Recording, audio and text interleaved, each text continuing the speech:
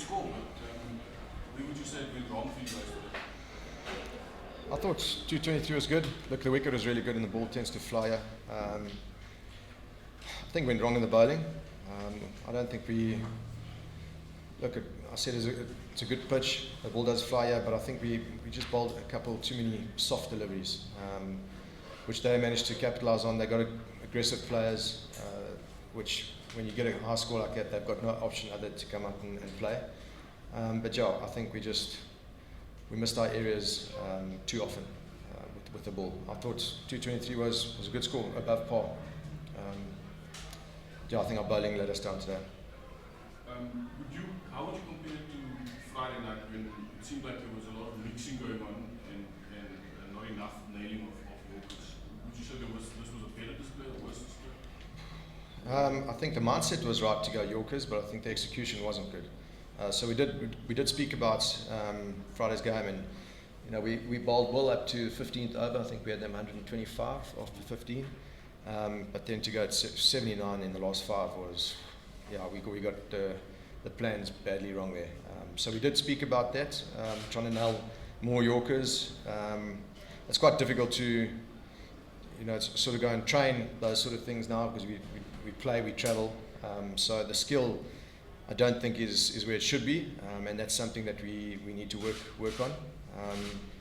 But today, I think the thought was there to bowl a few Yorkers.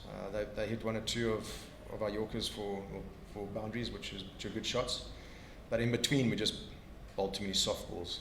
So the mindset was there, but the execution not. What do you go from? Sorry? And adjustment. Yeah, Classie's been in good form at franchise level. So he came in here, and I thought he played a fantastic knock. He went out from ball 1 looking to play and hit the ball. He was obviously in a position to go out there and do it because I thought we got off to a very good start. But yeah, very, very happy for him. We all know that he can play, hits the ball all over the field. So he's been working at his game back at franchise level. He scored some good runs for Titans, and he got his opportunity, and I thought he played really well tonight and took his opportunity. In a year where there's a T20I World Cup, what you've seen in these 3 matches, do you think you've learned quite a lot about where you want to go, where you should be going with this team? I think so. I mean, we've got a couple of players that aren't in the team at the moment, which gives opportunities. And that's great for guys coming in. They get a chance to showcase their skills. A couple of questions answered, yes.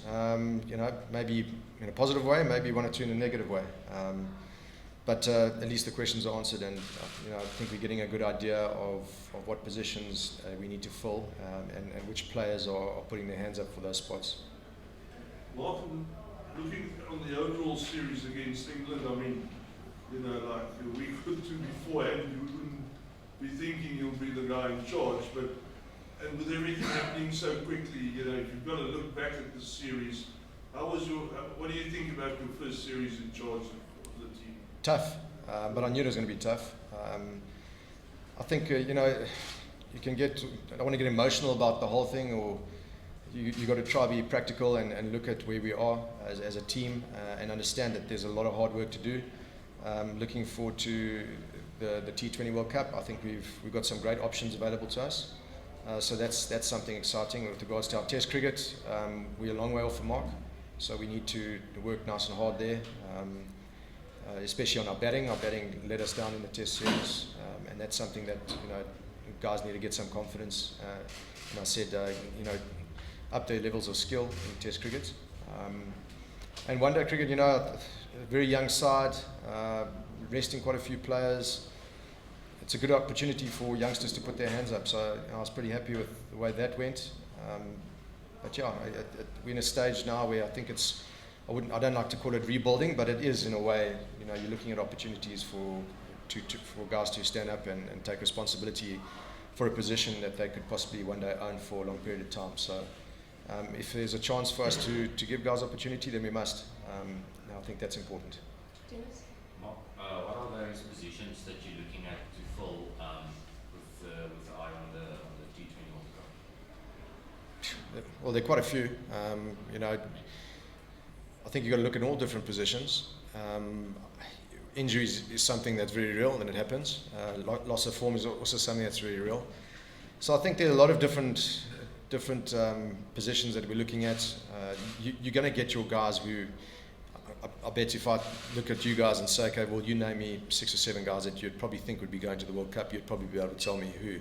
And we know different as a coaching staff as well. We know that we've got a lot of quality players, and there are a couple of gaps that we need to cover for, and also a couple of gaps that we're giving opportunities now to see who puts their hand up and says, listen, I'm giving you no chance but to actually select me for World Cup. So I think those are the sort of spots that I'm talking about.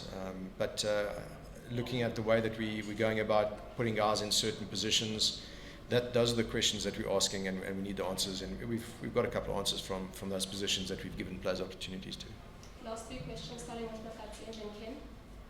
Coach, with what we've seen in this series, is AB still in consideration or that discussion is on the table?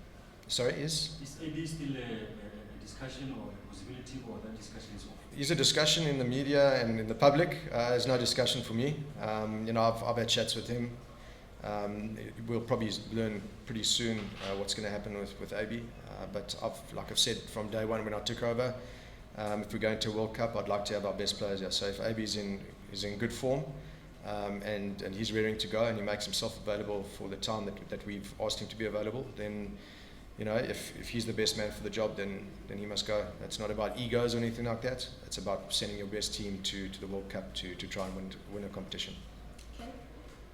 Mark, you mentioned the batting being really disappointing in the test matches, but do you feel like in white ball cricket that's been one of the positives, and do you feel it's more of a question mark against the bowling attack, and especially that ability to take wickets when partnerships get going against you guys?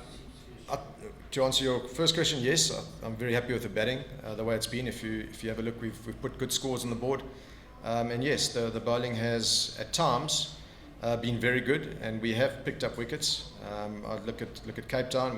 We had them in trouble there in the one days.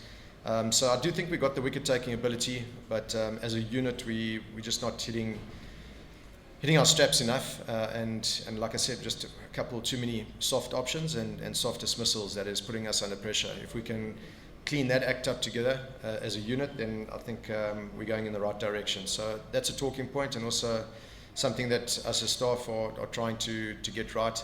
It is, like I said, it is quite difficult to work on things like that at the moment because this whole series has been so congested that you travel, play. So we are looking at a sort of a camp that we can put together, that we can work on particular things with regards to our bowlers and our batters. But it is quite a tight schedule at the moment, so it is quite tough to do that. Final question. Well, just on the mindset of these batsmen in T20 these days, I mean, if you take these last 2 matches, how many more sixes was hit than fours? I mean, if you look at Owen Morgan today, 7 sixes, no fours. I mean, it's just incredible how these guys just back themselves to hit it out the ground. Don't always even see the fielders on the boundary kind of thing. Yeah, look, I think it's the way the game's going, especially in T20 cricket. The guys play with no fear, and that's something that we encourage as well. Although you need the facilities to favour just going out and play like that. I think if you're smart and you've got good cricket awareness, you're probably one step ahead of the game. You're not always going to be able to go out there and play like that, and that's what we try to teach the guys in the dressing room the whole time as well. On the day you might have to play a different way and try to be smart because your awareness has to be good to what the conditions offer you on the particular day. So yes, it's a free your mind and play and hit the ball sort of game at the moment, and it's exciting. I think the series as a whole was a very exciting series.